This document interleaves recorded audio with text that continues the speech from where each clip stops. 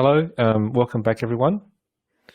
It's time to start our next session, which will be Patrick Wu, who's going to be talking about developing in Ubuntu with WSL Interoperability, tips and tricks. Patrick, have you got your camera ready to turn on? Yes. There we are. Yeah. Hello. Hello. I'll leave you to it. The floor is yours, my friend. Okay, thanks. So let me start. Hello everyone. Welcome to my session, developing in Ubuntu with WSL Interoperability tips and tricks. And I'm Patrick Wu, and I'm the Ubuntu desktop developer on Ubuntu for WSL and the main developer of WSL utilities. So before we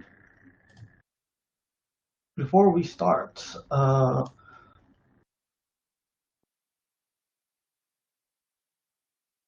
so this session we will try to utilize the tools and files that is built in Ubuntu to work with WSL interoperability, and this will be a simpler session compared to my previous ones, like the one in the below, the developing with WSL interoperability tips and tricks back what I talk about in the WSL Conf.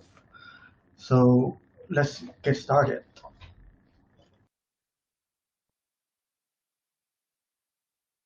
So the first tool I want to talk about is Ubuntu built-in tools, the WSL Pass.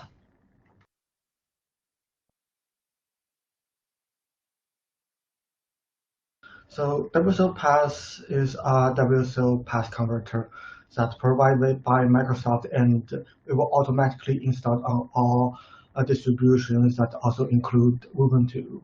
And the utility will automatically install again if you accidentally remove the binary. So if you accidentally touch the binary or accidentally remove it, you just have to shut down your WSL, and when you restart, the file will be gained back. And it also have the following parameters, like force without to absolute pass format. This allows it to, like when you pass a relative pass, passing this parameter will force it to convert to a full long absolute WSL pass or a Windows pass. And there are three types that you can choose from. The Unix,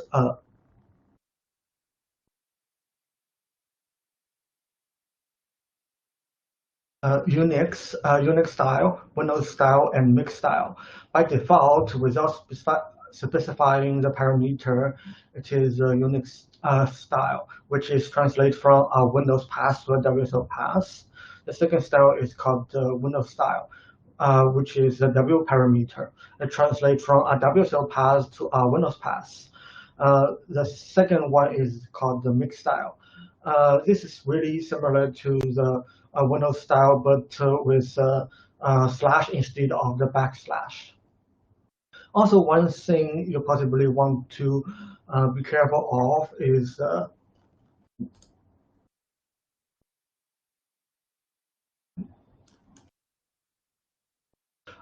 different version of the Windows will return different paths. For example, in the older Windows version, it will return backslash WSL $backslash. But in the current Windows Insiders or in even a later version, for example, like the Windows 11, it will return the backslash when WSL.localhost/. So when you try to detect the path, you should be careful on this part so that you don't really mess it up. Let's move to the next built-in tools, WSLU. And this tool is part of the WSL utilities that I built. WSL is a collection of utilities for Linux subsystem for Windows, such as retrieving the Windows environment variables or creating your favorite Linux GUI application shortcuts on Windows desktop. WSL is pre-installed on Ubuntu on WSL, so you can use it directly after your installation from the store. Like all the methods, even like if you install from WSL/install or say load from the system, WSL will be always bundled in the Ubuntu images for WSL. It comes with several tools like the WSL Fetch, WSL USC, WSL View, things like that. Here is a shot of the WSL Fetch, which is a screen fetch, a neo fetch style tool that allows you to print the system information with like Windows information fancily and locally. You don't need the screen fetch or neo fetch. It's directly bundled in your Ubuntu WSL machine. So let's talk about the first tool, the WSL SYS. WSL SYS allows you to get the Windows and the WSL information. And the current built-in WSL says inside of the Ubuntu 18.04 and 20.04 allows you to get the following information from the Windows. For example, the Windows branch information, Windows build information, your Windows install date, or your full or your WSL kernel info. So let me give you an example of using the WSL SYS. For example, here we will try to get the current WSL distro name. And there exists a system environment variable called the WSL underscore distro underscore name that provides a retrieval of the current distro name. For example, as you can see on the right side here, it has the WSL on Ubuntu, it will print Ubuntu, and on Ubuntu 20.04, it will print out the name of Ubuntu 20.04. But however, for these environment variables, it only exists after Windows 10 1903, aka Windows 10 build 19.3.62. So before 1903, we have to recursively query registry to find the distro name, which is a really complicated task. So we don't want to do that, even in the older version, because it will be really slow. So what we want to do is, if we are higher than 18306 build number, and we will use the additional name. Otherwise, we'll fall back to the old. We'll fall back to not a specific distribution. So here is a sample code. We use the WSL SYS/B/S to get the build number, and we compare the number. If the build number is higher than the 18362, it will use the WSL distro name.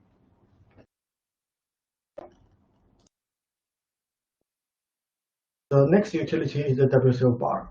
WSL bar allows you to get Windows system environment variables, especially the two kinds here, the system local and global variables.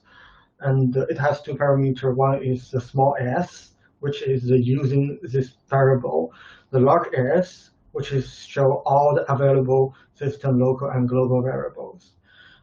This is literally all your Windows environment variables you can have in your system. For example, here you can see I use capital S, and it prints out all the variables here.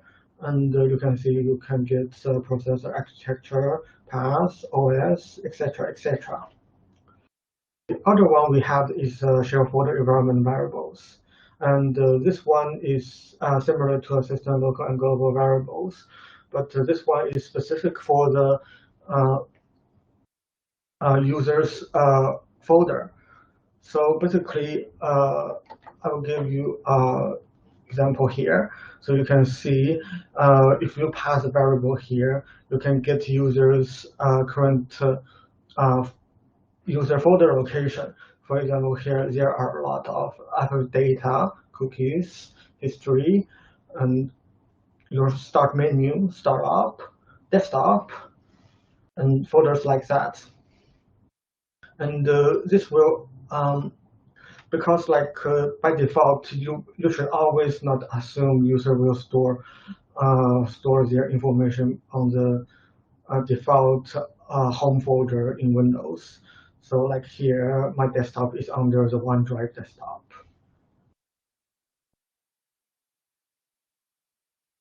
So let's move on to the next utility, the WSL View. So WSL View is a fake browser that allows link and local web page files to be opened in your default Windows browser. It is registered as xwww/browser and www/browser. It also provides xtg/openhook. It provides a desktop shortcut for WSL view.desktop, the desktop support. It provides a file protocol support, and itself also allows you to open normal folders and files. But this is not the core feature of the WSL view. So as you can see, this is mostly used as a fake browser to allow you to open your website by default. So you can hook up WSL view with a web link, and it will automatically open the link in your Windows. So here is the example. This is the Jupyter Notebook, and it uses WSL view using the XTG open. So you can see here it jumps into my default browser and it opens the notebook.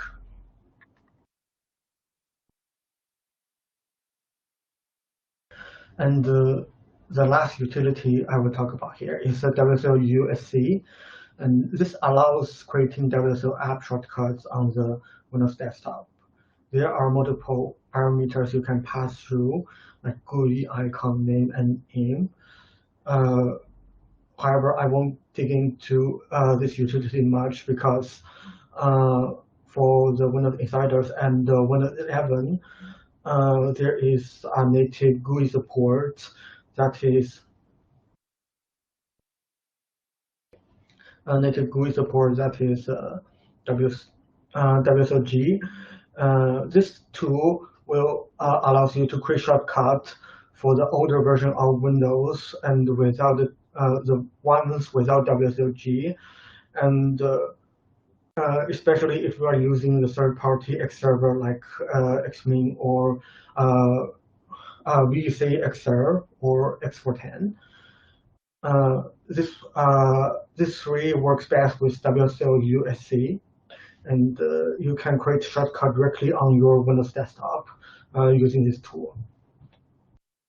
And now we have complete talk about the WSL tools that is built in the Ubuntu that allows you to control the WSL interact with the WSL interoperability.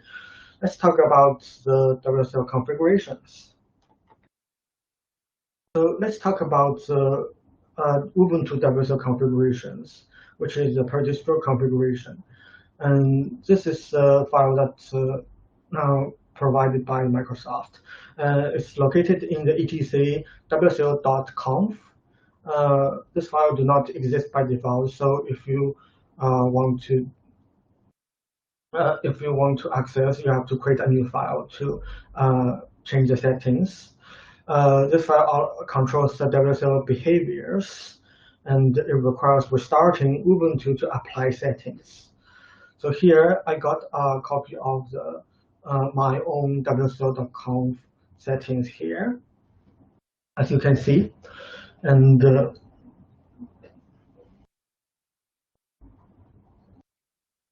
it also includes some insider sections that I won't talk about today, like boot. So let's move to the first section, the automod section. So there are 4 settings for the automod section. The first one is enabled, This allows you to setting by default this is true. This which will cause fixed Windows drives to be automatically mounted with their VFS file system under MMT. If set to false, this means drives won't be mounted automatically. The second option is the mount FS tab. The true will set etc/etc/fs tab to be processed on WSL start. The fs tab file will allow you to mount drive with different file system manually. For example, like SMB share. And so this one is set by default, set true by default, and you can disable it by setting it false. The third setting is root. And this one sets the root directory where the fixed drives will be automatically mounted to. So by default, it's mounted under the MMT folder. So you can change it to other folders like drive and something else by changing the settings of the root. The fourth option is option. The fourth setting is the options. So this is the mount option for the BRVFS drives, and this will change. This will only allow the DRVFS specific options, and it is blank by default. But like they have the default settings, and I will talk about in the next slide. Also, if you want to have a more generic DRVFS mounting, you have to do the thing like you have to disable, set the enable to false, and set the options inside of the FS tab manually and mount using the FS tab. So that's separate. So by default, Ubuntu will set the DRVFS with the default setting. So here are a set of the default settings that for the DRVFS options. So we have the first set of the UID and GID, which is the user ID or group ID used for the owner of all files. By default, it will set to the first normal users that is set up for the current distribution. So here, usually it's 1,000 by default. And the next three options are UMask, FMask, and DMask. They are the octomask of permissions to exclude for So for UMask, it's octomask of permissions to exclude for all files and directories. FMask is to exclude for all files, and DMask is to exclude for all directories. And the next one is the metadata. By default, this is not set, it's disabled. So that's why there is a gray dashed rectangle around it, because it does not exist in the default settings. So this option allows you to control whether the metadata is added to Windows files to support the Linux system permissions. So by default, the metadata is not added. So it is suggested to add it so that you can more easily to control the Windows files. The last option is the case. By default, the value is off. And this option determines the directory treated as case sensitive and whether the new directory is created with WSL will have the flag set. This is a bit more complicated, and I have the QR code here for the more detailed explanation from Microsoft about what it really helps you. Because usually you won't use this case equals off that much. So let's move to the remaining of the configurations, the network section, interrupt section, and user section. So firstly, the network sections, they have the two settings, the generate host and generate resolve conf. For the generate hosts, it's true by default, and the true will set the WSL to generate the host file automatically by default. So here is our automatically generated host file on my machine. And the second one is similar. It is true by default, and if it's true, it will set the WSL to generate resolve.conf automatically every time you start it. So here is our sample file that on my machine that you can see how it automatically generated. And sometimes user will have problems, or you want to have a custom name server, or you want to set the host differently from Windows. You can use you can disable them and set the host file and resolve.conf manually. The second section is interrupt. It has two settings too. The first one is enabled. This will control whether WSL will support launching Windows process. And it is enabled by default. If you disable by setting it to false, you will still be able to access your Windows executables, but when you try to execute it, it will throw a permission error, and you won't able to execute everything, any Windows executables on the WSL side. For the next settings, append Windows Pass. Setting this key will determine whether the WSL will add Windows Pass elements to the pass environment variables. It is set to true by default. So by default, you should see the pass variables that some might look like this, and I have circled out using the red, and that part is Windows Pass, as you can see. And the next section is the user. And for the user section, there are only one option called default. Setting this key will set which user to run as a default when you first start a WSL session. This is especially useful when you're trying to import an image like a Ubuntu image to your system, and you created a new user and want to restart and get a new using a normal user in your next start, and this is really useful in that case. So that's all for the distros for the Ubuntu specific configurations. And now let's move to the global WSL configuration. And this is located in your Windows user folder as the system drive username.wslconfig. It is used only for the WSL2 settings, and of course, there's only one section called WSL2. And here is a sample of my WSL config file, which also includes some insider settings that I won't talk about today.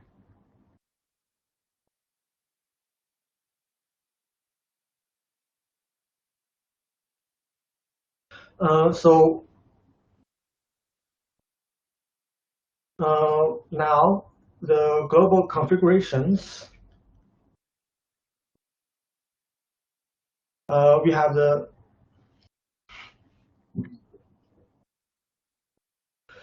for the global WSL configuration, we have 7 settings. The first one is the kernel.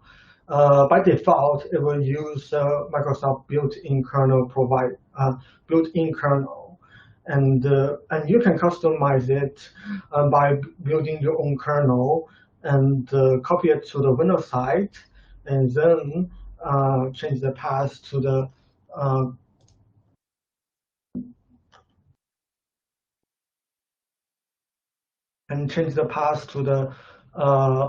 Windows path, and change the path to your custom Linux kernel. The second one second setting is memory. This setting will set how much memory will assign to be in the WSL2 VM, because by default on builds after 2175, it will use 15% of total memory on Windows, or 8 GB, whichever is less, and which this is specifically for Windows Insiders, and also for Windows 11. So for on builds before 2175, it will use 80% of your total memory on Windows. So all the current WSL user will have the by default, you will use 80% of your total memory on Windows for your WSL2 VM. So for the processors, settings processors, it will use all processors by default. So you can actually then specify how many processors you want to assign to the WSL2 VM. To change, for example, you don't want to use all the processor core, and you can reduce by half. For example, you have 8 core, and you can use 4 core by setting the processors to 4. And for the fourth option, it's the localhost forwarding. It's a Boolean option that's set to true by default.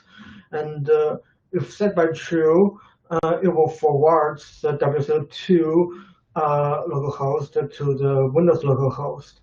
As you can see from my previous WSL view section,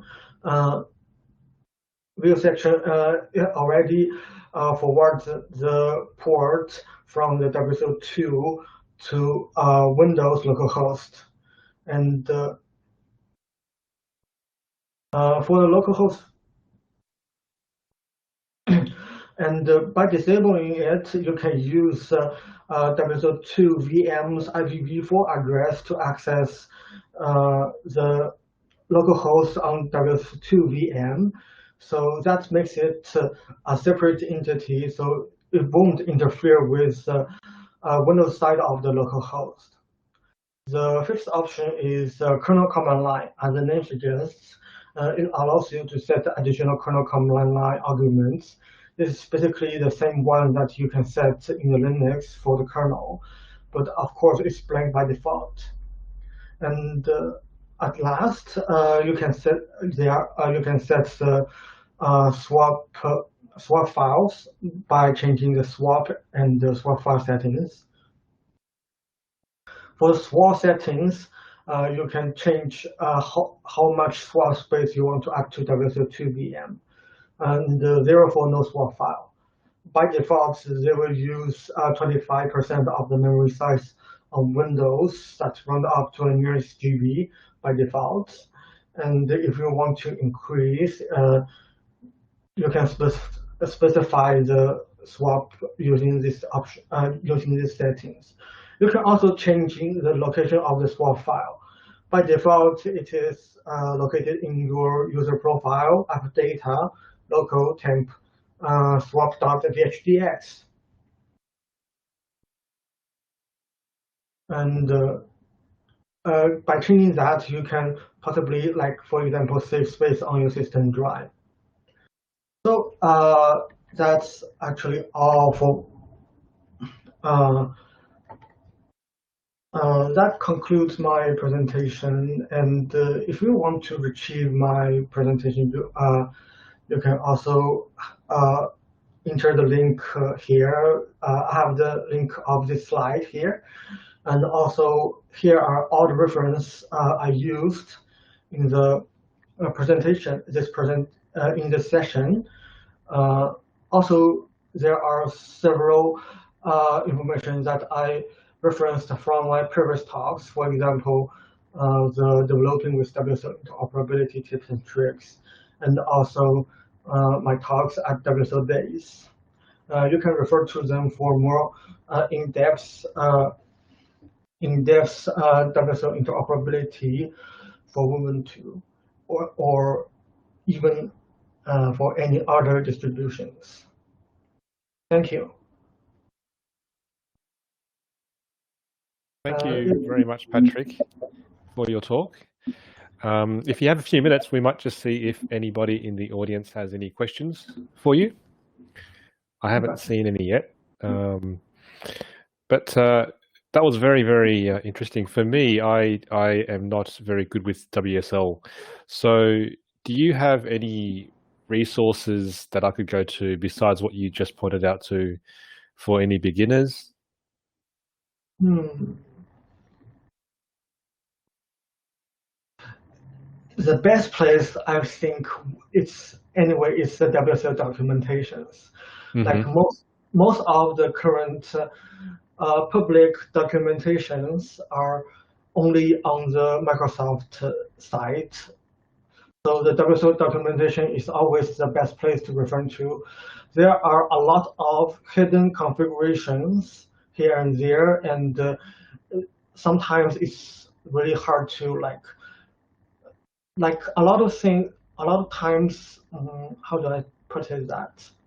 You can see the tutorial everywhere about the WSL interoperability or using the Ubuntu WSL, but like it's really hard to, how do I say? Yeah, it's just anyway, the best place is the WSL documentation. Thank you. Thank you very much. Does anybody else have any questions for Patrick while we've got him here?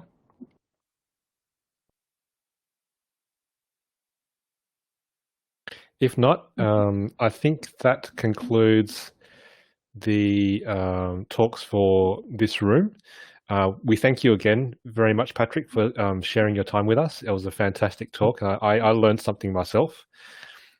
This room, room 2, I think is finished for today, but there is still a very good talk on engaging new contributors through open source contribution in room 1, if you want to join that, for anyone still watching here. And followed by, also in room 1, there'll be a panel discussion with quite a number of people coming up. And then following that, we can all head over to the Gather Town for a treasure hunt, which sounds very fun, and we can meet some people. I was there earlier, and I met a couple of people there as well. You can voice chat, you can video chat over there. So join us all over there. Thank you again, Patrick. Thank you. We'll see you soon.